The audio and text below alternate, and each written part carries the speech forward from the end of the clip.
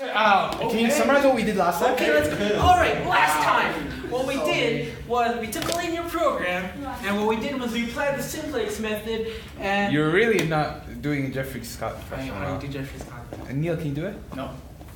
Alright, so Let's get started. Okay, let's get started.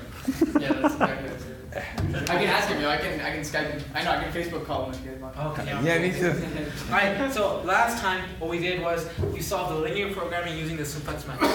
And the first step was to initialize the vector x equals 0. But well, we assume that b has to be greater than or equal to 0. So what happens if b is less than 0? So let's look at this example over here. Can we initialize our solution with x1 and x2 0? 5. No. No, because of this guy, right? The b vector is less than 0 right over here. So what do we do? Okay? Remember, we have to first remember what does it mean for a linear program to be feasible. Alright? So feasible means that given the constraints, you can actually find a solution. Right? So for example, remember what I said, that if you had a constraint like this, x1 less than -2, this linear program would be infeasible because there's no way we could find the next one. So the feasible means that we can find a value x that satisfies the constraints. So it's not necessarily optimal, it's just that it satisfies the constraints. So that's what feasible means. Don't mix up feasible with optimal. Feasible means you can meet the constraints, optimal means you meet the constraints and you get the best objective value. Okay? So what we want to find out is that if we don't have an initial basic solution, so the basic solution, remember basic solution is x equals to 0, right? The vector x, right? If we don't have this basic solution, how do we know if this linear program is even feasible, right? We don't want to waste our time if these constraints are like not even giving us the right answer. Well, to do that, we have to look at some auxiliary linear program. Okay? So what we're going to do is we're going to turn this linear program into another one. So what we'll do is we'll introduce a variable called x naught, right? What we do is for each constraint, we subtract x naught on the left-hand side. So you see you have 2x1 minus 2x2 minus x naught, and here you have x1 minus 5x2 minus x naught. What is L? Oh, L auxiliary? Yeah, so auxiliary linear program. Okay, so right? we just subtract x naught. From both sides, yeah. We require that x naught also be greater than 0, and we change the objective value to just be minus x naught. Wait, so not from left and right side, just on the left side, just negative x naught, not 2 minus x naught. Negative x naught, right? Minus x naught, minus x naught. That's it. Our objective value becomes minus x naught, and we require that x naught be greater than 0. Why did we do that again? Oh, I'm getting there. Okay. I'm getting there, all right? So, I have a theorem, or a lemma. How did someone come up with this bullshit? So, L, let's call this guy L. So fucking inside there.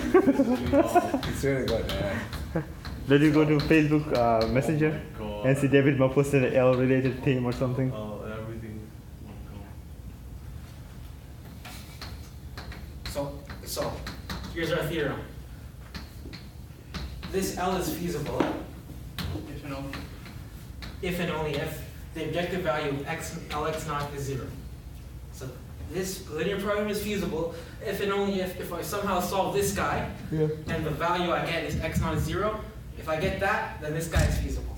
And it works both ways. So if this guy is feasible, then I expect that the objective value of x naught will be 0 once I solve this linear program. All right? Shall we go over the proof? Oh my god. No. Oh fuck, really? In lecture they did the proof. They did the proof in lecture, yes. Why?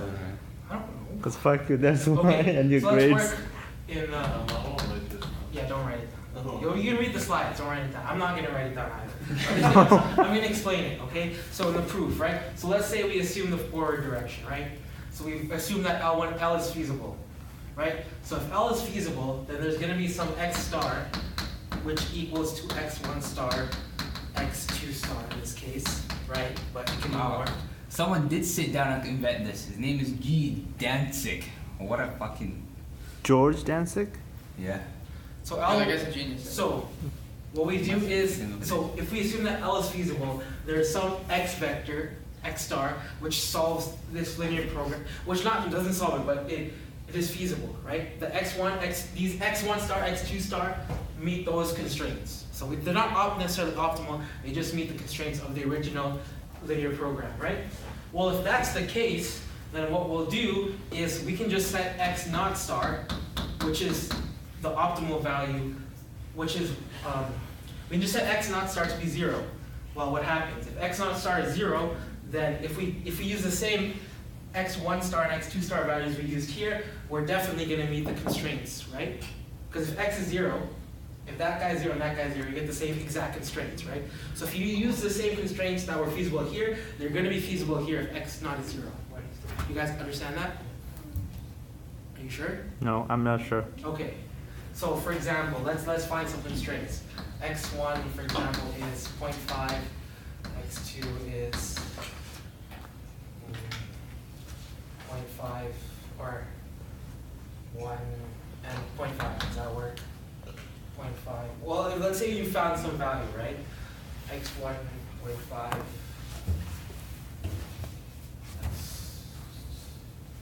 Or let's make that like 5. Does that work? Yes. So let's say x1 and x2 is, x1 is 1, x2 is 5, right? So 2 times 1 is 2 minus 5 is -3, so we meet the first constraint. And we'll say 1 minus 25 is obviously less than that guy, right?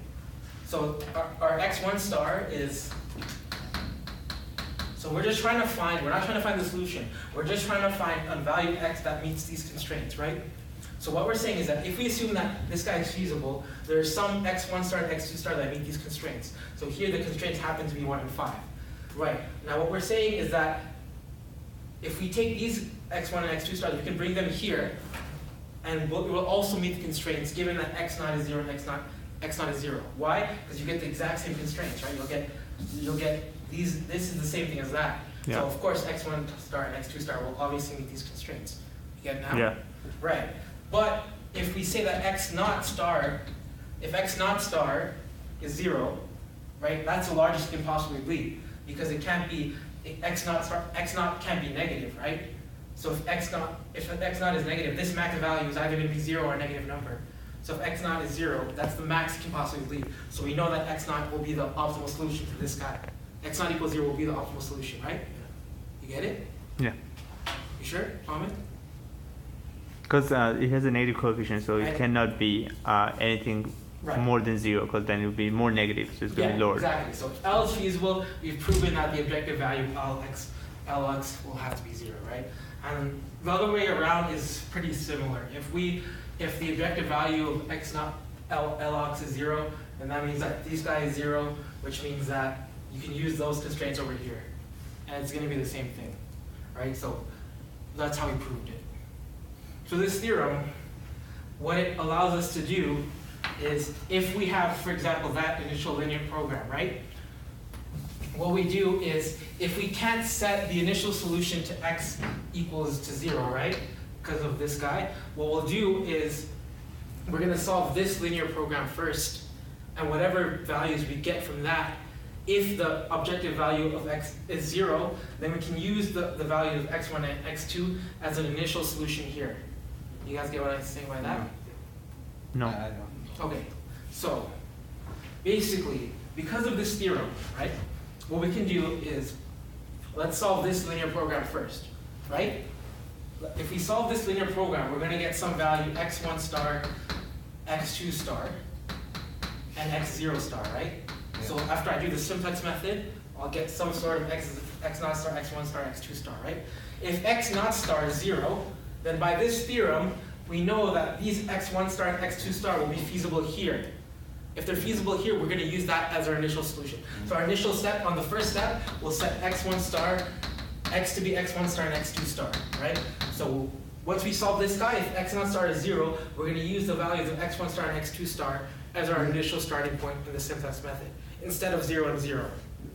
You guys get it? Are you sure? So yeah, so if it's we solve the other one, if we get that our not star is 0, then we can just use that solution. What about if it's not 0?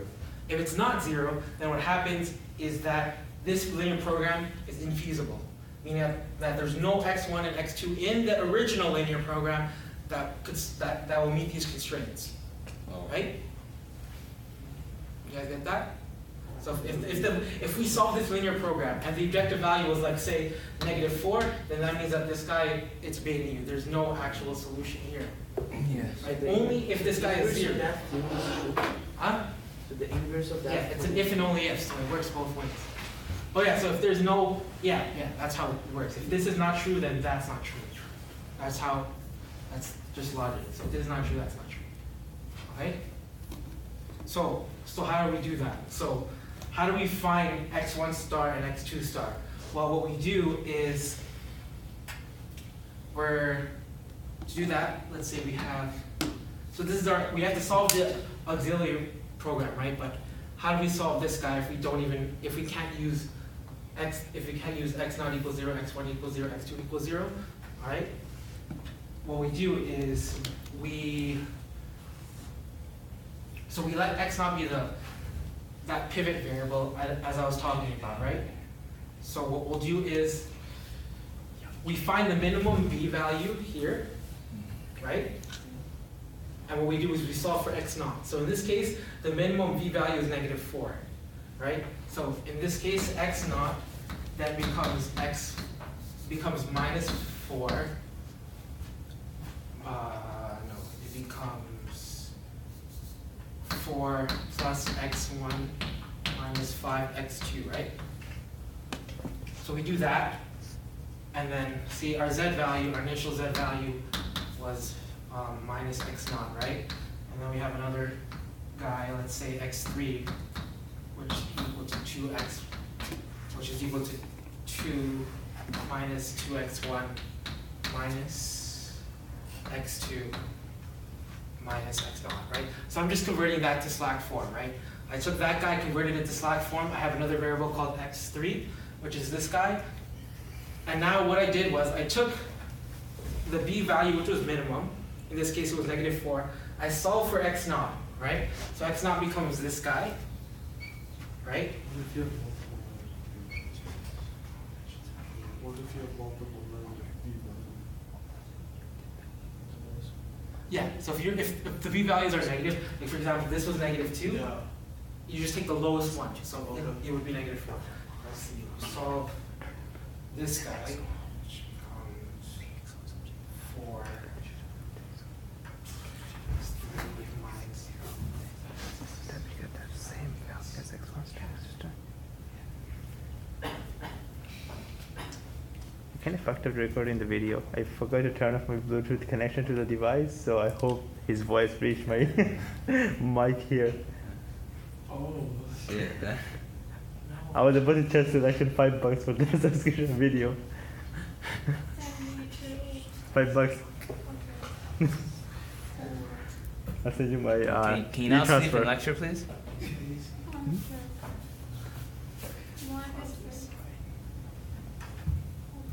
Wait, do you have a sickness on a USB or something?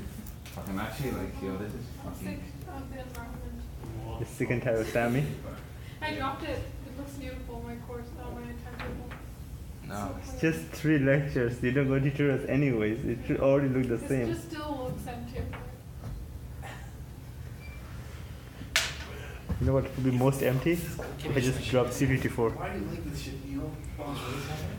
What happened? I just have to look at something. Just I walked in with his shorts and t-shirt, with his bag of chalk, just starts writing on the board. Doesn't stop writing. Wrote the most notes ever. What a great professor. Brucey, you're such a cool It's guy. Calc 1. Stanley, what? Wait, no, is good. His notes are perfect too. That's the funniest part. He would write perfect notes, Oh yeah, he had but he never had any notes. So he just Yeah, write it you like remember all how those fast that definitions he wrote? Holy shit. I looked back first and second. Yeah, I should go into other lecture section for every course. Yo, Facebook very good. Because Stanjvi writes such a weird way. Yes. Beautiful. Why didn't you get? It's like Are you, sending a- are you buying? Are you buying a paper? Yeah, you already ordered it. You already bought it? You already ordered it. So what'd you buy? I bought it. I was like, yes, sir. Like, you already bought it like already? I thought you were Alright, like, okay, yeah. So we're trying to solve this. We're trying to solve this auxiliary linear program, right? So what I did was I converted. So I set up the z as you're supposed to do. I converted the two new slack variables by just moving all of those guys to one side, right? So you get x3 equals 2 plus x naught minus 2x1 plus x2, and the same thing over here, right? Then what you do is, to solve that linear program, what you do, the auxiliary linear program, what you do is you look at the b values and you find the smallest one. So in this case, the smallest one was -4. So what you do is you solve for x naught. So x naught equals to x4 plus 4 plus x1 minus 5x2, right? You put that in here, so you'll get, your new z value will become minus Minus x4 minus 4 minus x1 plus 5x2. plus 5x2 and then minus x4, right? You'll have this new guy gets copied over here, so that's our new guy here, and you'll see that the 4, and then you copy this x naught here, right? So you get 2 plus 4, which is 6. So the trick is, that becomes 6. But see what happens is, and ask the question, which was actually a good question, by the way, was that if this was a -2, right? The reason why you picked the smallest one is because if that was also a -2, when you add 4 minus -2 plus 4 minus 2, you'll get 2. So all the values will be positive again. You guys get that? Right? That's why you pick the minimum one, so that when you solve for it and you sub this guy here, it'll turn that -2 into a positive number. That's why you pick the minimum one. Right? So you sub this guy in, and then once you sub this guy over here in, you get 6 plus this guy x naught, whatever. And then the new linear program will be, you'll be able to solve that guy. Right? You get it? So what you do is you try to solve this guy, and what you do is to solve this guy, you just find the minimum b value. You solve for x, first you take the auxiliary linear program, right? What you do is you convert it into z equals blah, blah, blah, x3 and x4, right? Then you find the minimum b value, you solve for x naught, and you substitute x naught everywhere. Once you substitute x naught everywhere, then the value x equals 0 will end up working. The initial basic solution will work for this guy. Do you get what I'm trying to say? Wait, this is basically doing like Slack. Yeah, so you turn this guy to, because we're trying to solve this guy first, because what we realized when we tried to solve this guy, the initial vector x equals 0 did not work because of this -4. So what we end up doing is we're forced to solve this guy first.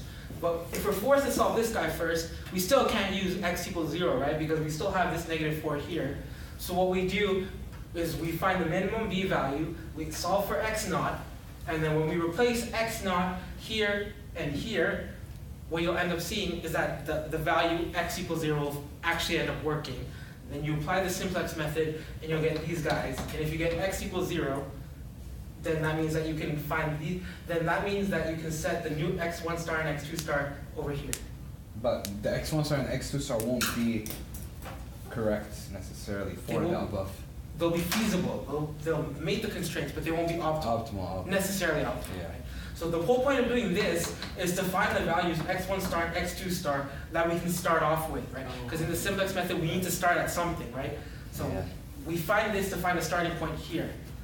And here, the starting point here is not x equals 0, but when we find the minimum x naught value, we fiddle around with it, we'll eventually get that the starting value x equals 0 will finally work. Then we apply. So you have to do, basically, if this doesn't work, you have to do the simplex method twice. One for this guy, one for this guy, to solve it, right? And that's only if the x naught star is 0. You guys get it now? Yeah. Kind of? So yeah. So what I suggest is try this guy again, right? So set up that guy, and then look at our slide. It says you take this x naught and you do that, and you'll realize that the thing will work. Yeah. So basically, the solution x1, x2 of the bottom one would be the initial solution of the. Yeah, the starting point. Yeah. Okay. and then you have to apply this impediment, starting from there. Yeah. Okay. So you have to do simplets twice? Yes, if that guy's not Can you here. stop manipulating electrons in this fucker? That's what Shikasami said first time.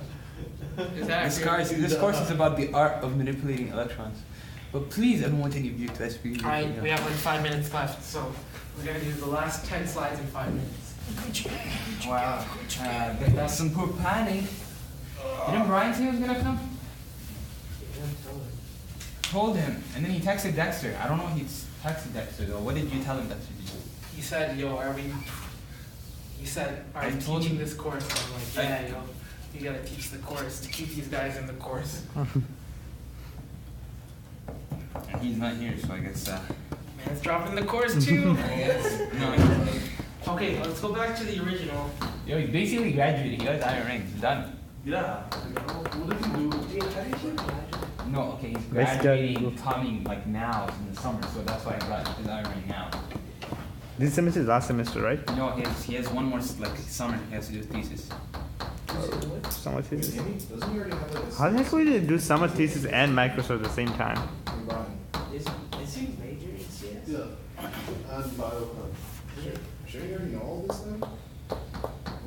Well, he's TAing some CS courses. I guess he has some knowledge. He also has a major in biocon. Okay, let's do 5 minutes. Alright, so let's go back to the original first problem I gave you guys, right? This guy, right?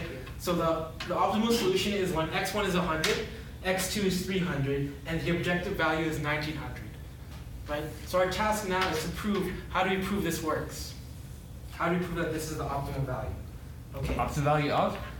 So how do we know that this value from our linear so say we run simplex, right? We run the simplex on this guy, we get x1 is 100, x2 is 300, the objective value is 1900. How can we prove that this is actually the right value? Wait, when you say objective value, do you mean optimum value the same Objective- thing? This guy's objective value. Let's plug in 1901. If that doesn't work, then stop. Alright, we have 1899. No time for stupidity. Okay. Alright, so what we're gonna do is this, okay? Where let's multiply this guy by y1, this guy by y2, this guy by y3, right? So we're gonna multiply this first guy by y1, this guy by y2, and this guy by y3.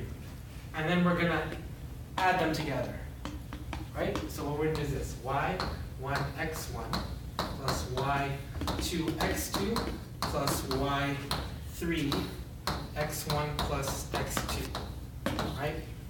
Will have to be less than or equal to y1 200 times 200 plus 300 y2 plus 400 y3, okay? So what I did was I just took 3 values of y, y1, y2, y3, I multiplied them here, and I added them together, okay? So, now, what we want to do is this. What my question is now is, what should these values of y, y1, y2, and y3 be, right? So, let's say, for example, that y1, let's say y1 equals 0, y2 is equal to 5, y3 is equal to 1. So on this side, what do you get? You get 5 times 300 is 1500, plus 400 is 1900. Oh right? wow! Somehow magically got the optimal objective value.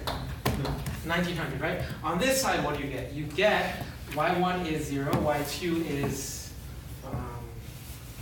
5, 5x1, y3 is 1, so 5 plus 1 is 6, so you get 6x2, and that's a 1 here, so you get plus x1, Get up. right? you get Easy, this guy. man. Right. But what if I didn't pick that? What if I picked like some other number, right? So what you're trying to do here is you're trying to play around with the y's, right? And if the y's, so look at this value. Let's say this is our new objective value, right?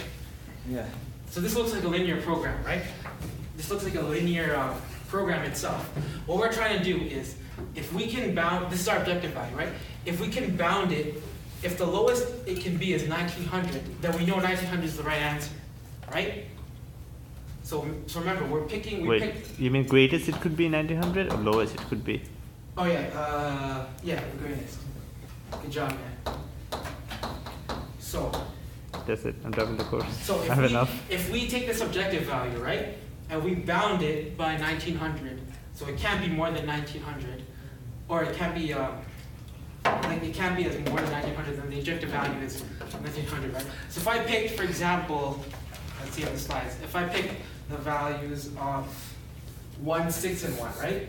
1, 6, and 1, you're gonna get x1 plus 6x2 on this side. On this other side, you're gonna get, you're gonna get 2000, right? Right?